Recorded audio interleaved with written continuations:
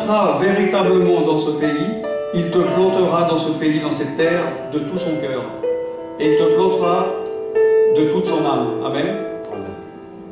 Et quand on est planté, c'est comme un homme planté près d'un courant d'eau. Hein? On va juste lire le psaume 1 pour... Lorsqu'on est planté là où Dieu a choisi, psaume 1.1, heureux l'homme qui ne marche pas selon le conseil des méchants, qui ne s'arrête pas sur la voie des pécheurs et qui ne s'assied pas en compagnie des moqueurs, mais qui trouve son plaisir dans la loi de l'Éternel et qui la médite jour et nuit, comme Josué. Il est comme un arbre planté près d'un courant d'eau, qui donne son fruit en sa saison et dont le feuillage ne se flétrit point. Tout ce qu'il fait lui réussit. Il est comme un arbre planté près du courant d'eau. Il donne son fruit en sa saison. Amen. Mais un arbre qui est planté loin d'un courant d'eau, loin de la source de vie, il ne donne pas de fruits. C'est comme un arbre sec qui n'a pas de feuillage, qui n'a pas de fruits. Il est sec. Mais quand on vient à Dieu de tout son cœur, qu'il nous plante là où on doit être planté, nous recevons la pleine bénédiction. Amen. Alléluia. Vous êtes d'accord avec moi?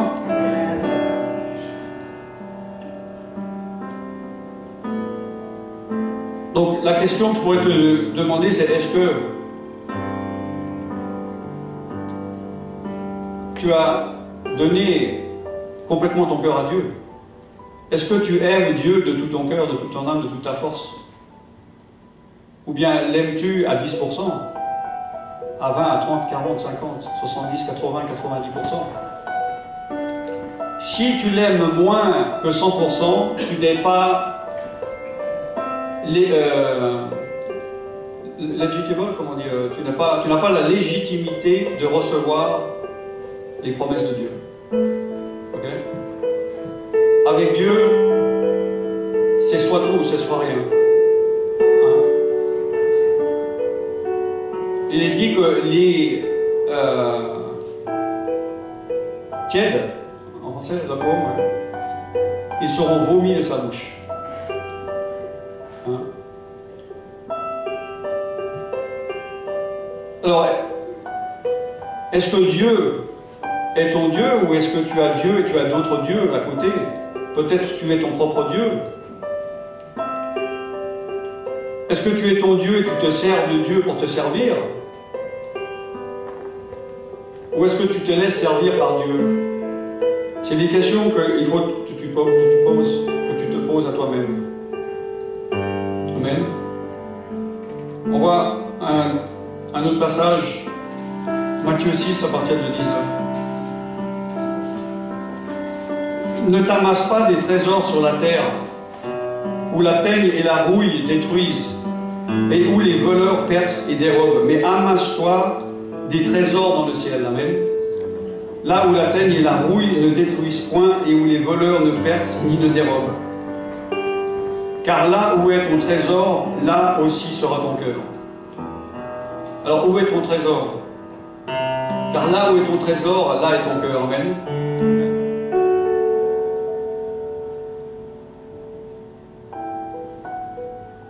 Si Dieu est ton trésor, ton cœur est auprès de Dieu. Si tu chéris ton trésor de tout ton cœur, tu es béni. Si Dieu est ton trésor, tu es béni. Mais si ton trésor, c'est autre chose, c'est peut-être toi-même, tu es ton propre Dieu, et que tu aimes Dieu un peu, tu l'aimes à 10%,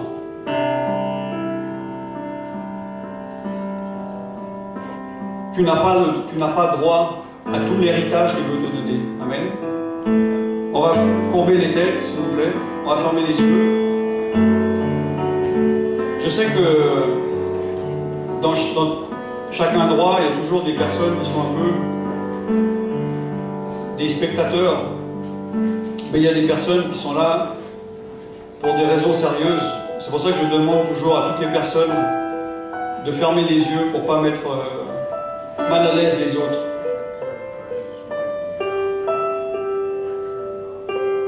J'aimerais que tu t'examines encore une fois.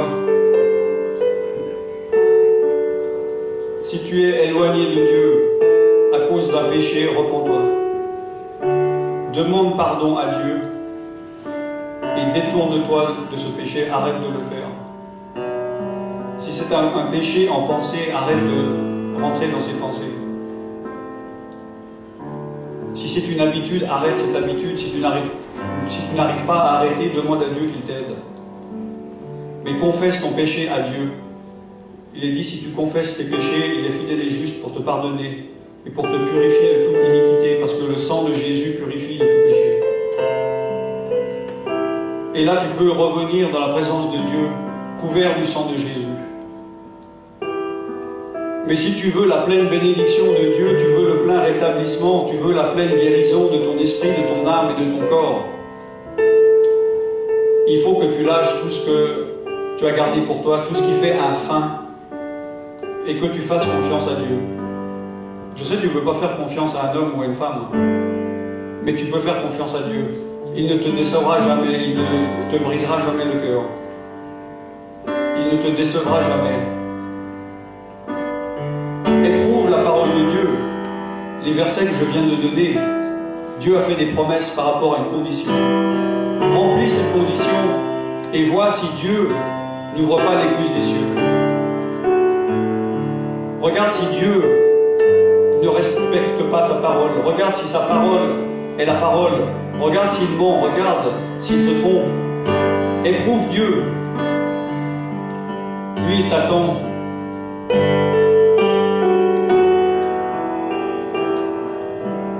Examine-toi devant Dieu. Parle-lui si tu veux lui parler. Ouvre ta bouche devant Dieu. Pas pour que les autres entendent, mais ouvre ta bouche devant Dieu. C'est très important d'ouvrir sa bouche devant Dieu, de confesser. Il y a des choses qui restent à l'intérieur parce qu'on ne veut pas les faire sortir. On résiste à Dieu, on veut pas. On dit oui dans ma tête, je rends gloire à Dieu, mais Dieu il veut entendre ta part, il veut entendre ta voix, il veut que ça sorte. Et c'est de là que les choses se débloquent. Mais si tu résistes et tu refuses de confesser ton péché, si tu refuses de lui rendre la gloire, tu empêches les bénédictions d'arriver. Dieu, il veut qu'on vienne avec des paroles à lui. Il dit dans Osée 14, « Reviens à l'Éternel ton Dieu, car tu es tombé par ton iniquité. » Et il dit, « Apporte avec toi des paroles, et reviens à l'Éternel. Dis-lui, pardonne-moi toutes mes iniquités, et reçois-moi favorablement. Et au lieu d'un taureau, t'offrirai l'hommage de mes lèvres. » Donc ne reste pas bouche bée, ne reste pas bouche fermée devant Dieu, mais dis-lui ce qu'il y a au fond de ton cœur.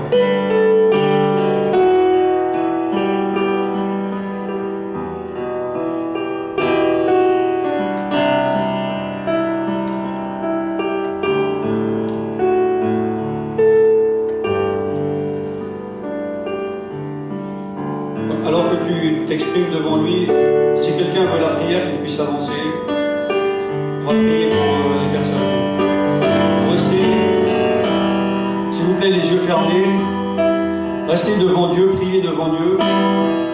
C'est pas un show. Vous pouvez avancer. Si vous avez quelconque requête ou demande à Dieu, venez, car lui, il ne change pas. Il peut tout faire. Ce qui est impossible à l'homme est possible à Dieu. Il peut rétablir toute situation inextricable, impossible à résoudre. Ton médecin t'a dit c'est trop tard, c'est pas un problème pour Dieu. Ton avocat t'a dit